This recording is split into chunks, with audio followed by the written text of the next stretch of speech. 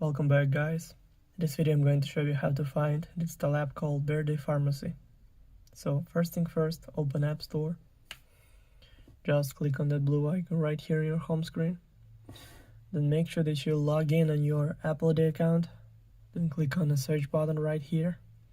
And in the search bar, typing Birdi Pharmacy. And go search right here. Then scroll down a little bit until you find the app. So click on that, then click Get, then Install, then confirm installation through Face ID or Touch ID, or using password from your Apple ID account. So now it's all done. The app is only 29.4 megabytes. Also, all links will be in the description of this video. Hope you guys enjoy. Thank you for watching. Please like and subscribe for more. Bye.